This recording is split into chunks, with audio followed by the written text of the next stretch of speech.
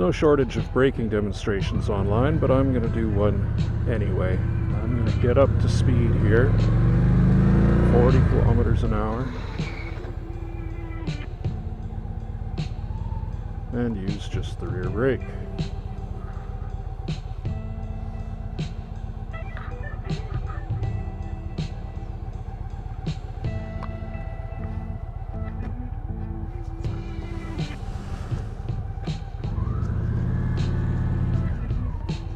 Now, since I only locked up the rear tire for a little bit there, what do we get? Oh, actually quite a long ways. It definitely took a while to get stopped. A sliding tire does not help you get stopped at all. 40 kilometers an hour. And well, I stopped about 2 feet faster than I did with when I locked the rear wheel momentarily there. So that is just rear brake. I'm going to do one more because I think I can stop better than that.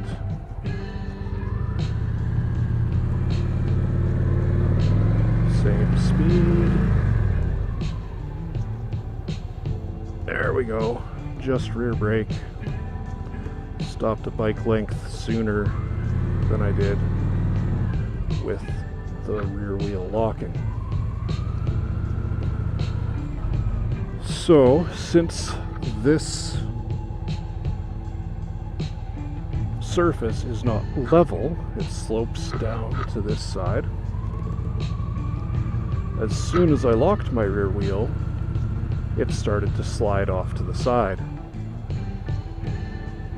My rear wheel started coming this way so that my bike was getting sideways. As you can see here, you can see the marks it left. It drifts off to the side. If that had continued, my bike would have ended up all crossed up with the front wheel pointed in the direction I'm trying to go and the rear wheel off to the side. If that had happened, and then my bike suddenly regained traction, I would end up in a lot of trouble. If the bike's sideways and all of a sudden gets grip again, it'll pitch. And that is generally referred to as a high side. So you want to make sure you're not locking that rear wheel, and if you do, you want to get out of it quickly. I'm going too slow. I'm going to start over again. Get another run at this. This parking lot is also quite dirty, so the grip here is not great. I don't have great traction, but alright. 40. Front brake by itself.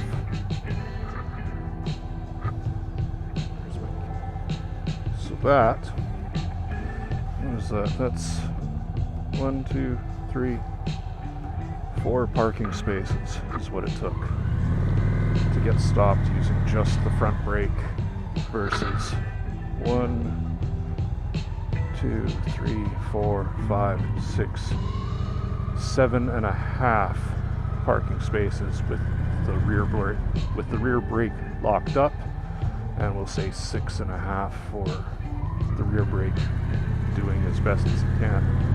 I can do better.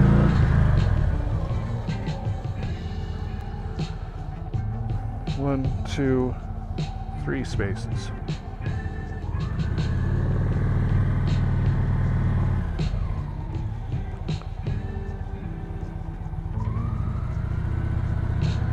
I'm going to try and get myself to that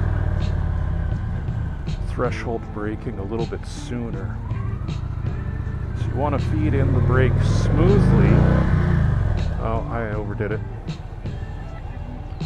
Started braking too soon. That's cheating. You want to feed in the brake smoothly, but you want to feed in the brake quickly at the same time.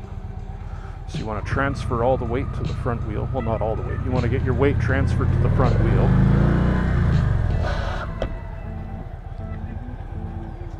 Like I said, it's dirty.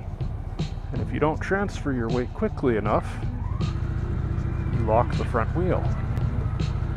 So I locked the wheel, the bars twisted, and I ended up putting my foot down. But the bars twisted because the bike was wanting to go straight. Obviously, just using the front brake isn't working that well. I'm going to use both brakes.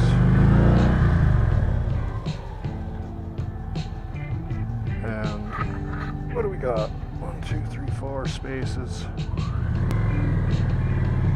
Even though this surface is dirty, I should be able to get it stopped better than that. I did once already.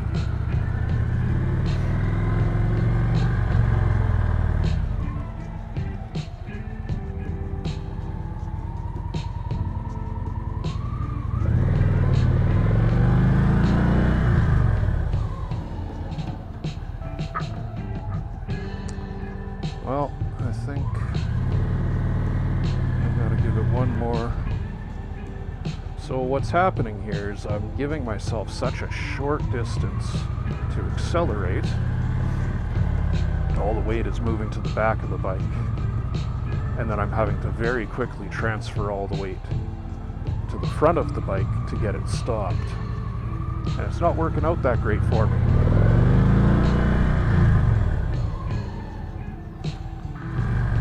I'm actually going to go out farther and try one where I don't have to deal with so much dramatic weight transfer back and forth.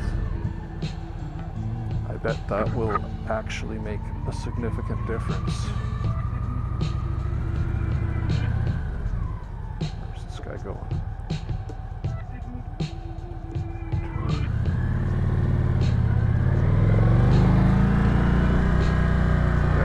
Steady speed 40, stop.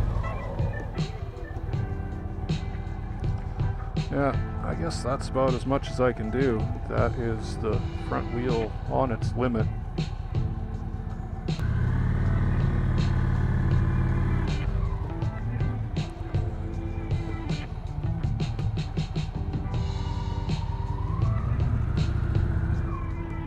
So that's half the distance, less than half the distance, using front and rear brake, as it is than just use the rear brake.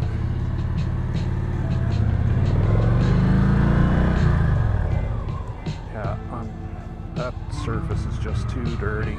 Can't get any real good stops out of it. So what did we learn here? First, that locked wheels don't do much to help you stop and can create their own problems. Second, the rear brake by itself doesn't do a lot to get you stopped, whether it's locked or not. Third, the front brake by itself can stop you way faster than just the rear, and while a locked front wheel doesn't help you to stop, it also doesn't mean instant crash. Fourth, both brakes working together is absolutely the best way to get stopped. And finally, if you practice, you can get stopped pretty quickly, even in low traction situations like a dirty road surface. This parking lot is way dirtier than any road with traffic would be because the wind generated by a car blows dust and small debris off the road, and this parking lot is caked with dirt. You can see that the marks from the locked wheels are actually sliding rocks, not rubber, so it wasn't a matter of me braking so hard that my tires couldn't keep up. It was that the tires were barely making contact with the pavement at all, but were riding on dust and rocks. So even in a really low traction scenario, using weight transfer to squeeze as much grip and stopping power as possible out of the road and tires is the only way to get stopped effectively.